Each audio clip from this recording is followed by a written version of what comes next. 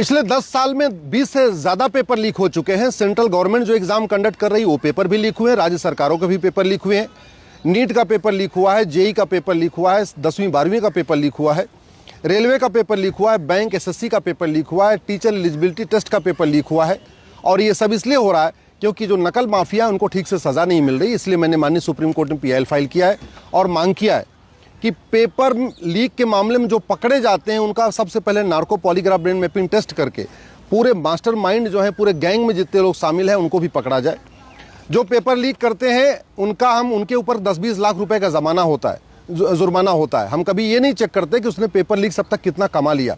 तो हमने ये भी मांग किया है कि ये जो नकल माफिया है और जो पूरे नेक्सस में लोग हैं, इनकी पूरी प्रॉपर्टी की और इनके जो रिलेटिव हैं उनकी भी पूरी प्रॉपर्टी की जांच की जाए। इनके परिवार में पिछले 10 वर्षों में कितनी प्रॉपर्टी इकट्ठा हुई है, कितनी बढ़ी है, उसकी जांच की जाए।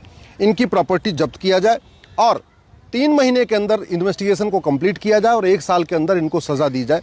ये मैंने मांग किया है क्योंकि जब तक 100% प्रॉपर्टी जब्त नहीं होगी और केवल जो पकड़े जाते हैं उन्हीं की नहीं, जो इसके मास्टरमाइंड हैं, पूरे जो नेक्सस में शामिल हैं, उसमें जो कुछ सरकारी कर्मचारी भी शामिल होते हैं, जब तक सबकी 100% प्रॉपर्टी जब्त नहीं होगी, सबको 10 से 20 साल सज़ा नहीं होगी, तब तक ये पेपर लीक नहीं होगा, पेपर लीक बंद नहीं होगा। और इस पेपर लीक के कारण लाखों लोगों का भविष्य बर्बाद हो चुका है।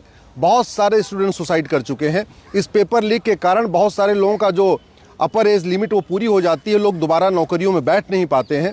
टीचर्स के जो पेपर हो रहे हैं वो भी लीक हो जा रहे हैं। बैंक का भी, क्लर्क का पेपर भी लीक हो जाता है, कांस्टेबल का पेपर भी लीक हो जाता है, दरोगा का एग्ज़ाम होता है उसमें पेपर लीक हो जाता है। तो बहुत सारे लोगों की अपर एज लिमिट भी पूरी हो जाती है, दोबारा नौकरी में नहीं जा पाते और फिर वो डिप्रेशन से, एंजाइटी से परेशान होते हैं। बहुत सारे लोग आत्महत्या भी कर लेते हैं। इसलिए पेपर लीक को रोकना बहुत ज़रूरी है।